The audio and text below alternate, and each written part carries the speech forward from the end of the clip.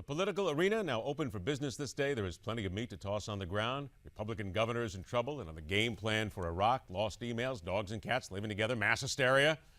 We kind of have it all.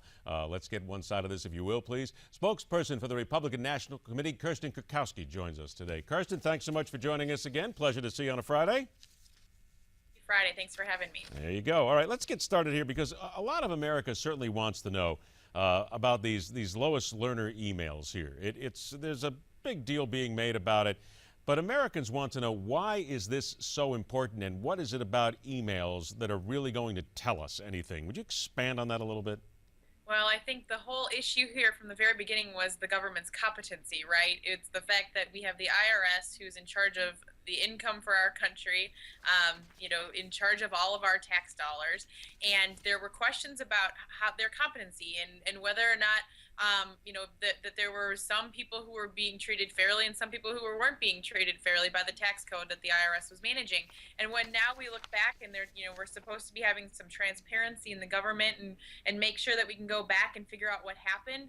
Now we're told and why now? Well, now we're told that oh wait, we actually don't have some of the emails that are going to give us a little bit of an insight into what happened with this scandal from a while back. And so I think that's why it's important. We don't know what's in those emails, but the fact remains that we're never going to know now because for whatever reason they didn't believe that it was important enough to keep those emails.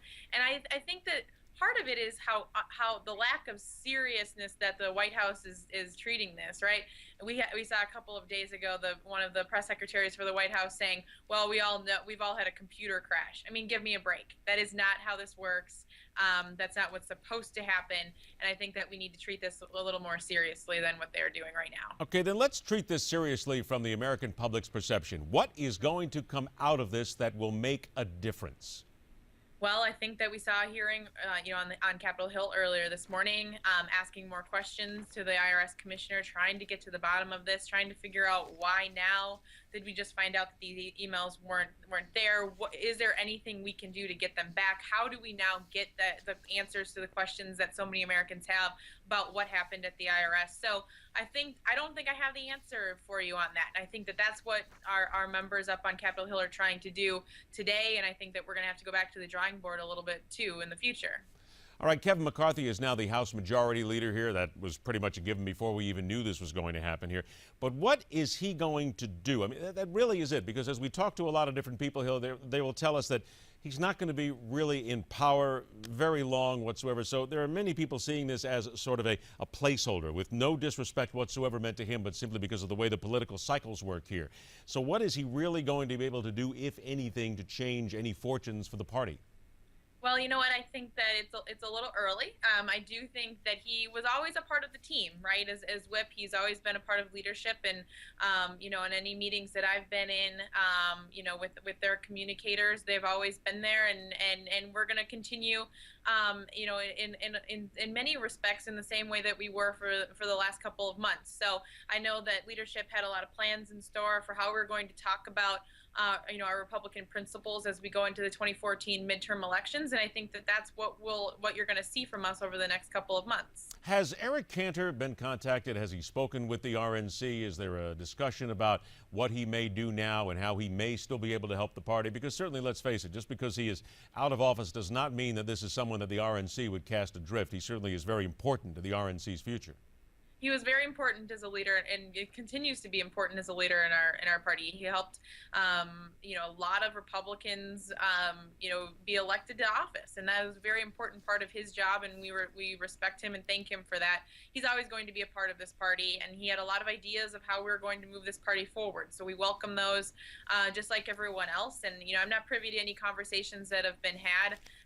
But I imagine we are going to be seeing and hearing a lot more from Representative Cantor. We are again hearing so much about what is going on in Iraq right now. I'm curious, as I'm sure many people are, to get what was the consensus opinion from members of the RNC and the folks moving forward to what President Obama said on Thursday about what is next in the conflict with Iraq. Yeah, right before I joined you, the White House press briefing is actually going on right now that I was watching, and there were some questions on Iraq and what exactly the administration is going to do, and mainly the questions are, was it too little, too late? Is this going to have an impact? Should the president have acted sooner? Should we have pulled out troops when he did in the first place, knowing that there was so much instability on the ground in Iraq? So I do think there's a lot of questions that, frankly, we don't have answers to right now. I think that, from our perspective, I think that this just plays into kind of this overall concern and narrative for this White House and for this president that he doesn't have control over what's happening, overseas or even here. And I think that that's being represented in the poll numbers that we're seeing come out every other day at this point, where now foreign policy is joining the economy and other domestic issues, healthcare, in terms of where the president is really having trouble and where voters simply aren't trusting this administration and his policies. And so I think that that's going to be really difficult as we go into the midterms. If you're a Democrat running in 2014 in November, you're going to have a really, really hard time with those Obama coattails, foreign policy as well as domestically. And I think it's going to also hurt anybody running in 2016, especially if your name is Hillary Clinton. All right, let's go ahead and welcome in now a Democratic strategist. Eric Sapp joins us via Skype. Eric, glad you could have a chance to join us here for a couple of minutes. Well, I am very happy to be here. We want to hit you with a couple of things Kirsten Kukowski had just said to us, and there's two things that she just noted that I think I want to get your reaction to right away, a few minutes that we have left. Yep. The perception that after what the president said with regard to his latest actions in Iraq, the perception that he simply... ...for where we are in Iraq. I mean, everybody knows why this mess was created. We went out in there looking for weapons of mass destruction with no plan on what to do afterwards. The president focused, got the terrorists that attacked us on 9/11, got our troops out of Iraq, and it is, this Sunni and Shiite issue has been going on for a long time. We knew it was going to continue, and what we've got to do is come up with a reasonable approach, take it simple, take it slow, do it right, and plan to make sure that U.S. interests are best represented in the region, and that's what he's been doing. All right, now here's something else. First of all, I don't want to go back, because anytime on this program, I always tell people, let's not go back, let's not look at the past, let's look at how we go forward here from the future, because I think sometimes we spend way too much time going back and blaming people. So let's think about this now. Going forward, there is the criticism out there that ISIS, what has happened in Iraq and Syria, simply caught this administration off guard and they weren't ready for it. It certainly seems that way. What it seems, they have been tracking everything that's been going on. They've been staying on top. They've been sending diplomats over there, doing all the outreach. The fact that there isn't a simple solution, that this isn't black and white, doesn't mean the administration wasn't caught off guard. It means they've been doing the work to get the best understanding of the situation on the ground. Looking at Benghazi is kind of another perfect example of this. Republicans spent the last year and a half trying to collect talking points to indict the president, while the president and his national security team were doing the hard work to find the people responsible, understand the situation on the ground, and go and get the guy and get him out so we can bring him to justice. What we're seeing right now is the difference between the need to, and it's good to have these discussions on the news, but the 24/7 news cycles require constant updates and everyone to have talking points. National security is complicated. Doing it right's even harder. And what this president has done is put our interests first.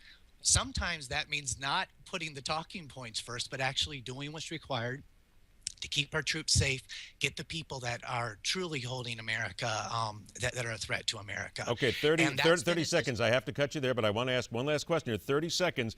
Kirsten also made the point about a lot of Democrats right now not wanting to get caught in President Obama's coattails as we get towards the midterms and towards 2016.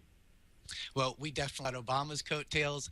This Republican Congress is the least popular Congress, I think, in the history of the United States. And that's a sad state for American politics.